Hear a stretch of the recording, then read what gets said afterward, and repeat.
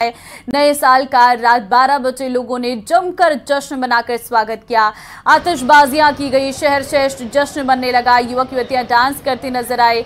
और ये 3 तस्वीरें भी हम आपको दिखा रहे हैं। नए साल पर मंदिरों में भी श्रद्धालु पहुंच रहे, टूरिस्ट प्लेसों पर सैलानियों की भीड़ रही और लोग जश्न में डूबे हुए नजर आए। नए साल पर सोमवार होने के कारण लोग मंदिर में पूजा अर्चना करने के लिए भी पहुंचे और नई सुबह की नई किरण आपको हम दिखा रहे हैं। गुवाहाटी, उड़ीसा और कोलकाता की तस्वीर है। उड़ीसा और बंगाल में नई सुबह का नया सूरज उगता हुआ, ये सूरज भव्य रूप देखने के लिए लोग पहुंचे थे।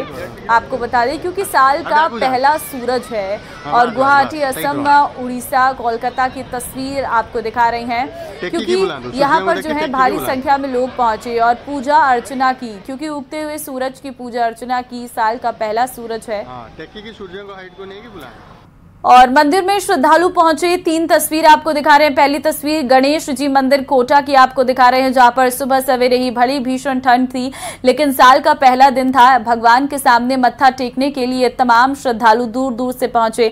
दिल्ली के साई मंदिर में भी काफी भीड़ देखने को मिली क्योंकि श्रद्धालु सुबह सवेरे पहुंचे। जम्मू की तस्वीर आपको दिखा रही है, जहां पर वैष्णो देवी मंदिर में भीषण ठंड के बीच श्रद्धालुओं में जोश आया था और साल के पहले दिन माता के दर्शन करने के लिए पहुंचे। और इस बार तो काफी रिकॉर्ड टूटा है वैष्णो देवी मंदिर पहुंचने वाले लोगों का। प्रदेश में भी नए साल की धूम देखने को मिली। जगह जगह की आपको तस्वीर दिखा रहे हैं।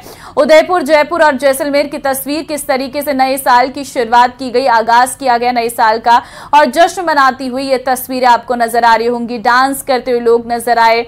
इसी के साथ ही अपने फैमिली के साथ वो स्पेशल मूवमेंट्स कैद करते हुए लोग नजर आए। कई बड़े कलाकार जयपुर पहुंचे, जहां पर उन्होंने संगीत गाकर समा बांधा और लोग काफी जो है युवा काफी इस जश्न में सम्मिलित हुए। लोकसभा अध्यक्ष ओम बिरला ने साल 2024 नववर्ष की शुभकामनाएं दी हैं। बिरला ने सभी देशवासियों को नववर्ष की शुभकामना देते हुए कहा कि ये नया वर्ष आपके जीवन में नई खुशियां लेकर आए। देशवासियों के लिए संकल्प पूरे हो, नए वर्ष में आपका जीवन उपलब्धियों से परिपूर्ण रहे। ईश्वर की कृपा से आपका जीवन और अधिक सुखमय और समृद्ध बने।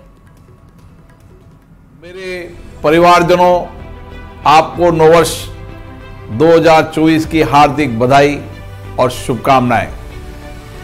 मेरी कामना है कि नया साल आपके और आपके प्रियजनों के जीवन में नई खुशियां लेकर आए। आपके सभी संकल्प पूरे हों। नए वर्ष में आपका जीवन नई उपलब्धियों एवं नई सफलताओं से परिपूर्ण रहे। नया साल वह समय है जब हम अपने लिए नए लक्ष्य तय करते हैं और उनको पाने के लिए नई ऊर्जा और नए उत्साह के साथ काम करते हैं। ईश्वर से मेरी यही प्रार्थना है कि आप नए साल में नए विश्वास, नई योजना और नए संकल्प के साथ अपने जीवन को आगे बढ़ाएं। ये नया वर्ष आपके जीवन में सकारात्मक ऊर्जा लाए और हम देश और राष्ट्र की सेवा में अपना योगदान करें। मैं सभी परिवारजनों, आप सबको जयपुर से बड़ी खबर आपको देंगे। सीएम भजनलाल लेंगे अहम बैठक, शासन सचिवालय में बैठक लेंगे सीएम भजनलाल। सीएस सुधांशु पंत सहित कई अधिकारी इस दौरान मौजूद रहेंगे। बड़ी खबर आपको दे रहे हैं, सीएम भजनलाल अहम बैठक लेने वाले हैं। सीएस सुधांशु पंत सहित कई अधिकारी इस दौरान मौजूद रहेंगे। आपको बता दें, सुधांशु पंत ने आज भी अपना कार्यभार संभाला है और आज जो एक बड़ी बैठक रहने वाली है क्योंकि अब समय बहुत कम बचा हुआ है सरकार के पास। 24 का विजन है सरकार का। शासन सचिवालय में बैठक सीएम भजनलाल लेते हुए नजर आएंगे। कानून व्यवस्था को मजबूत करना है और अधिकारियों के साथ बैठकर इन चीजों पर चर्चाएं करनी है। अभी विभागों का भी बंटवारा होना है, तो बहुत सारी चीजें हैं और सरकार एक भी दिन गंवाना नहीं चाहती है, इसलिए आज जो है सीएस सुधांशु पंत सहित कई अधिकारी मौजूद रहेंगे।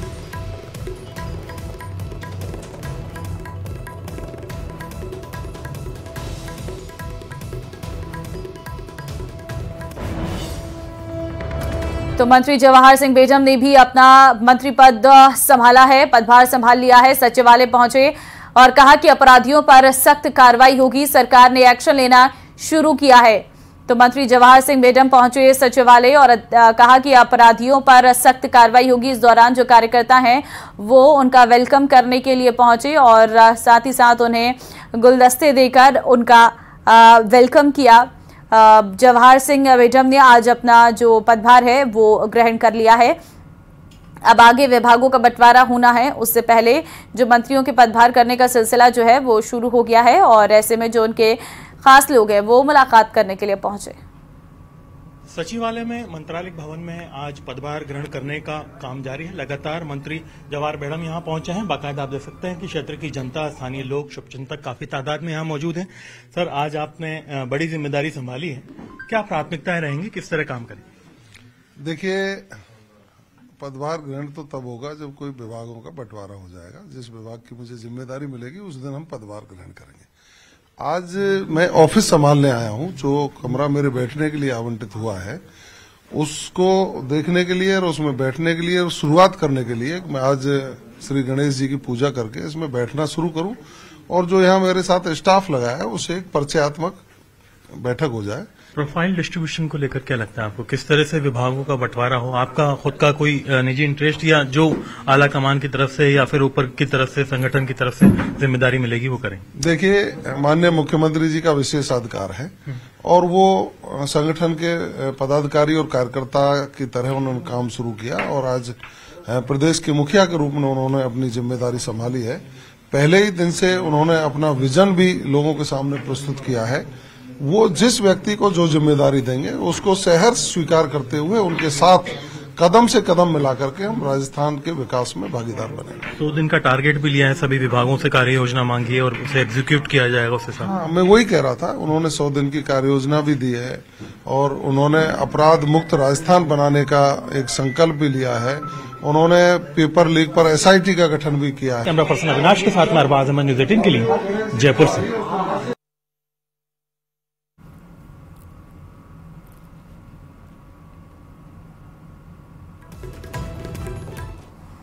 SIT भर्ती परीक्षा में पास कराने के नाम पर ठगी करने के आरोप में जोधपुर पुलिस ने जालौर के भीनमाल से रोपसी से सणगी कुमारी नाम की एक युवती को गिरफ्तार किया है। गिरफ्तारी के बाद आरोपी महिला को न्यायिक हिरासत में भेज दिया गया है।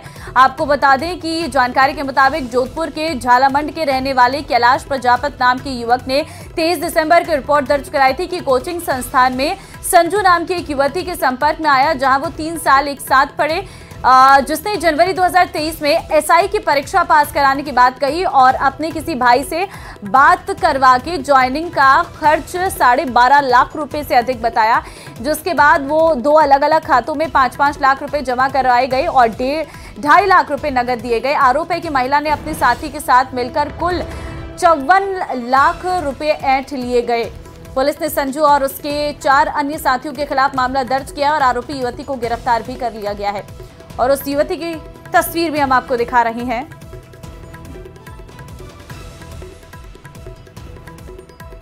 लाखों रुपए ठगी का ये पूरा मामला है। कोटा के नयापुरा बस स्टैंड के बस कंडक्टर के बैग चोरी होने का CCTV मामला फुटेज सामने आया है, जिसमें एक युवक कंडक्टर के बैग को ले जाता नजर आ रहा है। पीड़ित का आरोप है कि उसका बैग बस के डेस्क बोर्ड पर रखा गया था। 12 से बस लेकर वो नोटा के नयापुरा स्टैंड पर पहुंचा था। बस स्टैंड पर बस खड़ी करके वो बुकिंग विंडो पर तक गए थे, लेकिन वापस आने पर उसे बैग नहीं मिला, जिसमें कपड़ों के साथ कुछ जरूरी कागजात और पैसे थे। पीड़ित ने चोरी की शिकायत नयापुरा थाने में दी है, जिसके बाद आसपास के CCTV को खंगाला गया, जिसमें एक संदिग्ध बैग ले जाते नजर आ रहा है। ये तस्वीर जिस सर्कल में आप आदमी को देख रही हैं, ये वही शख्स है जिसने कंडक्टर का बैग थामा हुआ है और अब देखिए खुलेआम सड़क पर वो घूम रहा है। ना कोई खौफ है, ना किसी का डर है, क्योंकि उसे पता है कि किसी भी तरीके से मैं पकड़ में नहीं आने वाला हूं। बस का एक कंडक्टर का बैग चोरी करके ले गया है। बस कंडक्टर का ये कहना था कि मैं टिकट विंडो पर आया ही था कि उसी दौरान एक शख्स आता है, वहां पर बैठता है और वो बैग आपको नजर आ रहा हो, उस बैग को उठाकर वो फरार हो जाता है।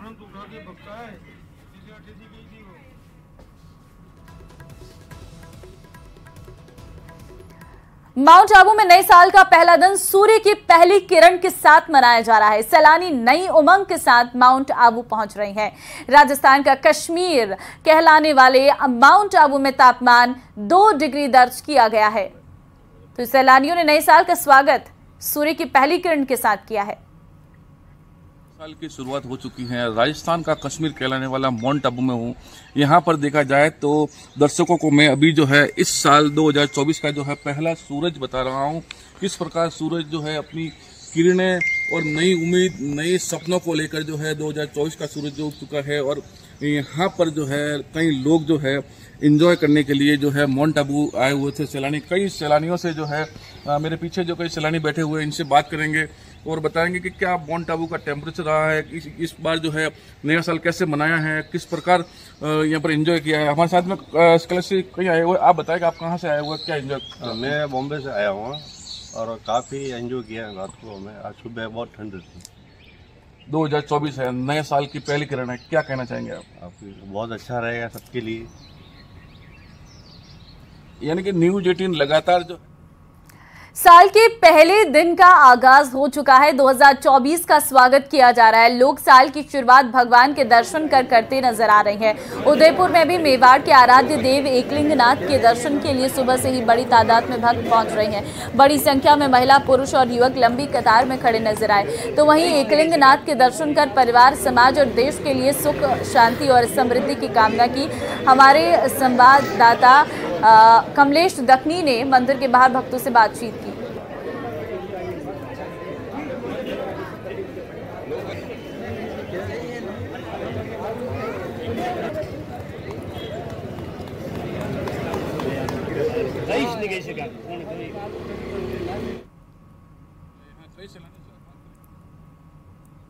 की शुरुआत हो चुकी है। आज सुबह है नए साल पर पहले दिन यहाँ पर लोग जो है कि मेवाड़ के आराध्य देव एकलिंगनाथ के दर्शन करने पहुँचे। यहाँ पर बड़ी संख्या में महिला, पुरुष और बच्चे पहुँचे। हम इस समय मौजूद हैं उदयपुर के एकलिंगनाथ मंदिर के बाहर, जहाँ पर आप देख सकते हैं कि सुबह से जो है कि भक्तों की लंबी लंबी यहाँ कतारें लग रही है। बड़ी तादाद में महिला, पुरुष आए हैं, बच्चे आए, शहरवासी आए और बड़ी तादाद में पर्यटक भी यहाँ पहुँचे। ऐसे में जो है कि लोग जो है कि साल के पहले दिन की शुरुआत भगवान के दर्शन करके कर रहे हैं, मनोकामना कर रहे हैं। साथ ही यहाँ पहुँच रहे हैं। हम कुछ लोगों से बात करने की कोशिश करेंगे। पहला दिन है साल का, किस तरह से आप इस दिन को शुरुआत कर रहे हैं? इस पहले दिन में मेवाड़ के आराध्य प्रभु एकलिंगनाथ के दर्शन कर इसकी शुरुआत करना चाहते हैं और देश के लिए और परिवार के लिए सुख, शांति, समृद्धि की बात करते हैं।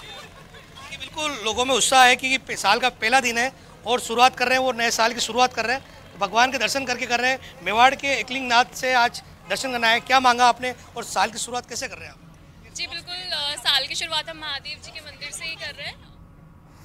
एक बड़ी खबर इस वक्त सामने आ रही है। पूर्व डीजीपी उमेश मिश्रा का विदाई समारोह। आपको बता दें, पूर्व डीजीपी उमेश मिश्रा का विदाई समारोह, पुलिस मुख्यालय में विदाई समारोह। कार्यवाहक डीजीपी यूआर साहू मौजूद, कई वरिष्ठ आईपीएस अफसर भी मौजूद हैं। तो पूर्व डीजीपी उमेश मिश्रा का विदाई समारोह और इस दौरान कार्यवाहक डीजीपी यूआर भी मौजूद रहे और कई वरिष्ठ आईपीएस अफसर भी इस दौरान विदाई समारोह में मौजूद रहे। बिल्कुल भव्य तरीके से विदाई समारोह रखा गया पुलिस मुख्यालय में। पूर्व डीजीपी उमेश मिश्रा का ये विदाई समारोह रहा। इस दौरान कार्यवाहक डीजीपी यूआर साहू भी मौजूद रहे।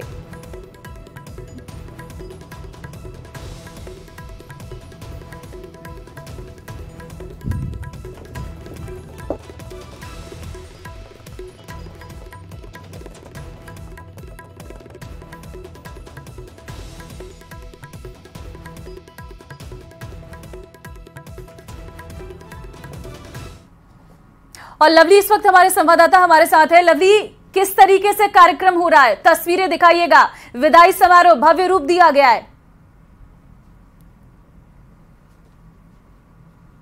सामान्य तौर पर एक डायरेक्टर जनरल पुलिस और जो स्टेट के होते हैं उनका जो विदाई की औपचारिकताएं होती है वो विदाई समारोह उसी तरीके से यहाँ पर आयोजित किया जा रहा है। अनुशासन के लिए जाने जाने वाली राजस्थान पुलिस के जो जवान हैं वो यहाँ पर अपनी परेड की सलामी जो है वो देंगे अपने पुराने डीजीपी को। हालांकि वो वीआरएस लेकर के रिटायर्ड हुए, उन्हें 3 दिन हो चुके हैं, लेकिन वो यहाँ मौजूद नहीं थे। ऐसे में उनका विदाई समारोह अब आयोजित हो रहा है। पीछे की तरफ पुलिस का जो बैंड है वो है जो यहाँ पर बाहर जो राजस्थान और भारतीय पुलिस और भारतीय जो सेवाएं आए हैं उनसे ओत प्रोत जो जोश खरोश वाली धुनें हैं वो यहाँ पर वो लोग बजाते हुए नजर आएंगे। और इसके ठीक अलावा जो है जो तमाम जो पुराने और नए डीजीपी हैं वो दोनों एक दूसरे को एक फॉर्मल जो मुलाकात होती है, गुलदस्ता भेंट करके वो मुलाकात होगी। ये पुलिस मुख्यालय है राजस्थान पुलिस का, जहाँ पर तमाम आईपीएस अधिकारी जो हैं वो यहाँ पर मौजूद रहेंगे और इस दौरान जो है तमाम आईपीएस अधिकारी यहाँ पर मौजूद रहेंगे। पुराने जो डीजीपी उमेश मिश्रा उनका विदाई समारोह होगा। उसके बाद में एक हाई टी का फंक्शन जो है वो यहाँ पर रखा जाएगा तमाम आईपीएस अधिकारियों के लिए और जो भी पुलिस मुख्यालय के तमाम कर्मचारी हैं उन लोगों के लिए। जयपुर पुलिस के जो कमिश्नर हैं और जो आला अफसरान हैं वो यहाँ पर मौजूद रहेंगे। डीजीपी उमेश मिश्रा का एक लंबा कार्यकाल जो है वो राजस्थान पुलिस से उनका जुड़ाव रहा। उत्तर प्रदेश के वो रहने वाले थे और जयपुर से लंबे समय तक वो जुड़ाव उनका जुड़ा रहा। लेकिन अब सरकार बदली है, सिस्टम में चेंजेस होना है, तो ऐसे में किसी नए को मौका देने की बात कही थी सीएम ने। उसके बाद से ही जो है वो उन्होंने वीआरएस लिया और वीआरएस लेने के बाद में जो यूआर साहू हैं जो कि काफ़ी उनके बाद के जो सीनियर अफसर हैं आईपीएस सेवा के, भारतीय पुलिस सेवा के, उन्हें राजस्थान का कार्यवाहक डीजीपी बनाया गया, जो अब राजस्थान पुलिस की कमान जो है वो पिछले 3 दिनों से लगातार वो संभाल रहे हैं। हाँ, ऐसा होता है कि जिस दिन रिटायरमेंट होता है उसी दिन विदाई होती है, लेकिन यहाँ पर केस कुछ अलग था। वीआरएस लेने के बाद में 3 दिन बाद विदाई समारोह हो रहा है, तो ये भी एक राजस्थान पुलिस के इतिहास के लिए एक नया और अहम किस्सा जो है वो राजस्थान पुलिस के इतिहास से जुड़ने जा रहा है। तमाम अफसरों के साथ में उनके जो बेहतर संबंध रहे, एक बेहतर पुलिसिंग के लिए उन्हें जाना जाता रहा। अब यूआर साहू के ऊपर एक बड़ी जिम्मेदारी है कि राजस्थान की पुलिस को एक नए मुकाम पर पहुंचाया जाए, आम लोगों को न्याय सुलभ हो, इसके लिए काम किया जाए। अभी विदाई समारोह में थोड़ी देरी हो रही है क्योंकि तमाम पुलिस के जो अफसर हैं वो मुख्यमंत्री कार्यालय की तरफ गए हुए हैं, जहां पर एक बैठक जो है वो मुख्यमंत्री की ओर से रखी गई है। पहले से तय कार्यक्रम था लेकिन मुख्यमंत्री की बैठक एन मौके पर आ गई, तो ऐसे में तमाम अफसरान को जो है वो बैठक में जाना पड़ा। आप अपडेट लेते रहेंगे। फिलहाल आपका बहुत धन्यवाद तमाम जानकारी देने के लिए। तो नए साल पर भीलवाड़ा में पेज एरिया बालाजी मंदिर में भक्तों ने ऊनी वस्त्रों में भगवान कर दर्शन कर नया साल मनाया है। दरअसल भीलवाड़ा के हृदय स्थल पर स्थित बालाजी मंदिर में भगवान बालाजी महाराज को विशेष रूप से ऊनी वस्त्रों का चोला चढ़ाया गया। सर्दी के साथ ही नए साल की शुरुआत को लेकर इसकी सबसे बड़ी खासियत यह है कि ये केवल साल में सिर्फ एक बार ही बालाजी महाराज को पहनाया जाता है। करीब लोगों को की 10 घंटे की मेहनत ये चोला चढ़ाया जाता है और इस दौरान मंदिर पहुंचे हमारे संवाददाता भी 24 के नए साल का पहला दिन है और भीलवाड़ा वासी उस पहले दिन को धूमधाम से मना रहे हैं। सर्दी का प्रकोप लगातार सुबह से देखने को मिल रहा है। अब लोग घरों से बाहर निकल रहे हैं और अपनी दिनचर्या को शुरू कर रहे हैं। सबसे पहले मंदिर पहुंच रहे हैं। आप जैसे कि देख सकते हैं हम पेज के बालाजी मंदिर में स्थित है और किस प्रकार से सर्दी का प्रकोप, सर्दी कहीं ना कहीं बालाजी को भी लगती हुई नजर आ रही है। ऊनी चोला चढ़ाया गया है, कितना सुंदर चोला है। आप देखिए सफेद ऊन, लाल, नीली, ब्लू कलर की ऊन, सारी ऊनों को सम्मिलित करके कम से कम 10 घंटे लगे हैं इस चोले को बनने में। हमारे साथ पंडित वासुदेव जी हैं, आइए इनसे बात करेंगे किस प्रकार से ये ऊनी चोला चलाया है और कब चलाया गया है। ओम अतुलित बलधामं हेमशैलावदेहं नरयवनकशानं ज्ञानिनामग्रगण्यं सकल गुणनिधानं वानराणामधीशं रघुपति प्रिय भक्तं वातजातं नमामि। सभी बालाजी के भक्तों को नव वर्ष की बहुत बहुत शुभकामनाएं, मंगल कामनाएं। शीत की अधिकता, शीतलहर के कारण श्री हनुमान जी महाराज को ऊनी चोला धराया गया है। इसके अंतर्गत कम से कम 4 जनों को 10 घंटे का समय लगता है ऊनी चोला धारण कराने में। शीत की प्रकोपता के कारण ही भगवान को सजीव रूप मानते हुए ऊनी वस्त्र धारण कराए जाते हैं हर साल में। तो वहीं राजस्थान में घने कोहरे के साथ ठंडी हवाओं ने ठिठुरन बढ़ा दी है। पश्चिमी विक्षोभ सक्रिय होने के बाद मौसम में बदलाव देखने को मिलेगा। ठंडी हवाएं चलने से ठिठुरन बढ़ गई है। माउंट आबू में न्यूनतम तापमान जमाव बिंदु पर पहुंच गया है। पेड़ पौधों और वाहनों पर बर्फ की परतें जमी हुई है नजर आ रही हैं और राजधानी जयपुर समेत प्रदेश में मौसम शुष्क बना हुआ है। आगामी दिनों में तापमान में गिरावट होने की संभावना भी है। आपकी टीवी स्क्रीन पर 3 तस्वीरें दिल्ली एनसीआर में भीषण ठंड, जहां पर लोग अब बस सड़कों पर नजर नहीं आ रहे हैं। सुबह के समय काफी कम संख्या में लोग अपने घरों से बाहर निकल रहे हैं। दूसरी तस्वीर डीडवाना में है, जहां पर घना कोहरा छाया हुआ है, विजिबिलिटी बेहद कम नजर आ रही है और कोटा में भी प्रचंड ठंड जो है देखने को मिल रही है। तो कोहरे के साथ साल का शुरुआत हुई है।